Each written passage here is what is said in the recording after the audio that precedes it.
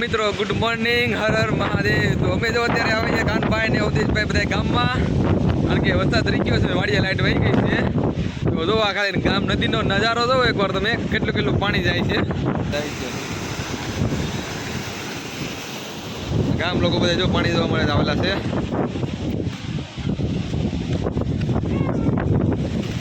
તો પગથિયાથી પાણી હતું પણ આજે અત્યારે ઉતરી ગયું છે।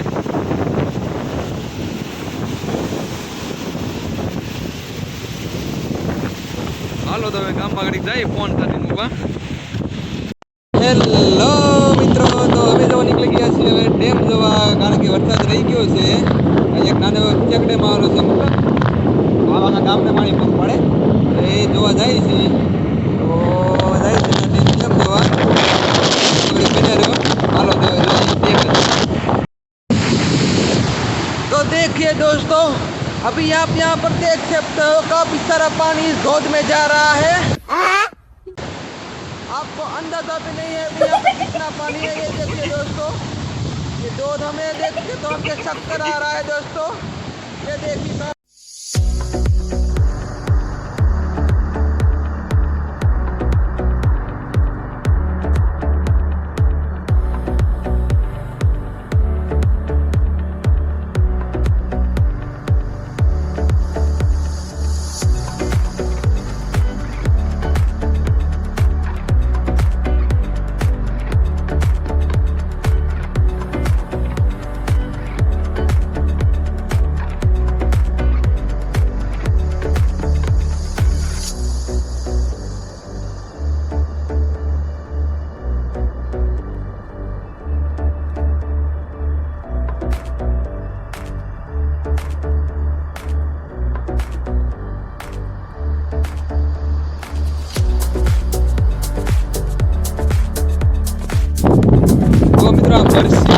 મરસીમાં વરસાદ એવો આવી ગયો છે ને કે પવન ને આખું મરસી બધી ઢાળી દીધી છે।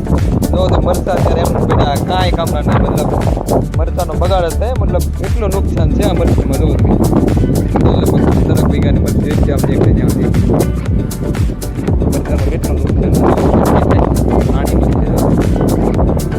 હાલો, જેને મરસા ખાવા અહીંથી લઈ જાઓ ફ્રીમાં, આપણા તરફથી ઓફર। જેને પણ મરસા હતા એને ફ્રી ફ્રી ફ્રી। આ દો ડેમ હવે થઈ ગયો છે ઓવરફ્લો, આની માથેથી આ રસ્તા ઉપરથી જો પાણી એટલું જાય છે। ડેમને અહીંયા સિક્યુરિટી વાળા છે એટલે અંદર નહીં જવા દે, તો અહીંથી વિડીયો ઉતારે આપણે પાછું આવવું પડશે। હાલો તો હવે જો આ ડેમ ઉપર પાળા ઉપર આવ્યા છીએ, ઠેઠ તો નહીં જવા દે આપણને, કેમ કે અહીંયા હોમગાર્ડના જવાનો બે રાખેલા છે। ડેમ ઓવરફ્લો થઈ ગયો એટલે આગળથી જોઈ લો ભાઈ, ખાલી હવે આ રીતનું છે બધું। 6 વાગી ગયા છે મિત્રો, ને હવે ભેંસ દોવાનો ટાઈમ થઈ ગયો છે। મારા બા અને મારા પપ્પા ભેંસ દોવા મીના છે। જુઓ ભેંસ ઊભી રહેતી નથી, આજે માયખું કોડ એટલે એક દણા દોવા આમ રીતે ઉડકાડવી પડે માયખું, એટલે દોવા દે નહીં, મારે પાટું આજે મારે જ છે કારક કારક। એક ભેંસ દોવા બેસી ગયા છે ને 2 દોવાનું બાકી છે હજી। બીજી ભેંસને લેવા છે દોવા। આ જો રવિના થોડી છે દાવવા માટે, આ રહી અમારી રવિના। જો આ એ રવિના એ દવા મળી છે, ભૂખી છે।